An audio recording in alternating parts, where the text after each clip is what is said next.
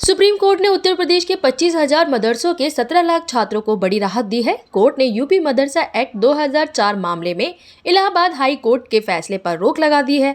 सर्वोच्च न्यायालय ने इलाहाबाद हाई कोर्ट के उस फैसले पर अंतरिम रोक लगाई है जिसमें इस एक्ट को असंवैधानिक करार दिया गया था। साथ ही कोर्ट ने पक्षकारों यानी मदरसा बोर्ड, यूपी सरकार और केंद्र सरकार को नोटिस देते हुए 30 जून 2024 तक जवाब मांगा है।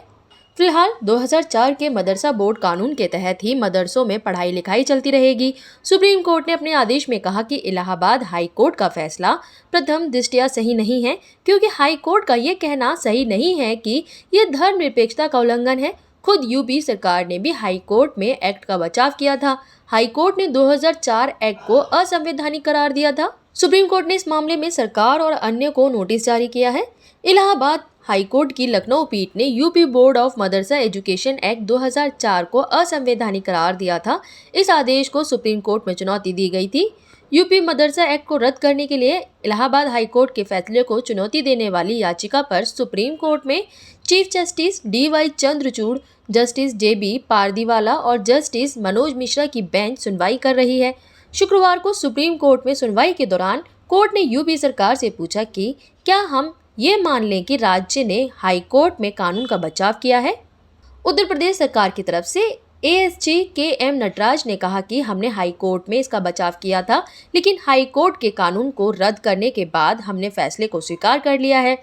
जब राज्य ने फैसले को स्वीकार कर लिया है तो राज्य पर अब कानून का खर्च वहन करने का बोझ नहीं डाला जा सकता। वहीं आपको बता दें कि यूपी मदरसा बोर्ड की तरफ से सीनियर एडवोकेट अभिषेक मनु सिंघवी ने कहा कि हाई कोर्ट का अधिकार नहीं बनता कि वो इस एक्ट को रद्द करे। इस फैसले से राज्य में चल रहे करीब 25,000 मदरसे में पढ़ने वाले 17 लाख छात्र प्रभावित हुए हैं। 2018 में यूपी सरकार के आदेश के मुताबिक इन मदरसों में विज्ञान, पर्यावरण, मैथ यानी गणित जैसे विषय पढ़ाए जाते हैं। मदरसों की तरफ से वकील मुकुल रोहतगी ने कहा कि यहाँ कुरान एक विषय के तौर पर पढ़ाया जाता है। सीनियर एडवोकेट हुज़ैफा अहमदी ने कहा कि धार्मिक शिक्षा और धार्मिक विषय दोनों ही अलग अलग मुद्दे हैं, इसलिए कोर्ट के फैसले पर रोक लगानी चाहिए। सिंघवी ने कहा कि अगर आप अधिनियम को निरस्त करते हैं तो आप मदरसों को अनियमित बना देते हैं, लेकिन 1987 के नियम को नहीं छुआ जाता। हाई कोर्ट का कहना है कि यदि आप धार्मिक विषय पढ़ाते हैं तो ये धर्मनिरपेक्षता के सिद्धांत के खिलाफ है, जबकि सुप्रीम कोर्ट ने माना कि धार्मिक शिक्षा का अर्थ धार्मिक निर्देश नहीं है। इसी तरह की खबरों के लिए बने रहे हमारे साथ। चैनल को सब्सक्राइब करना ना भूलें। बुलंद भारत।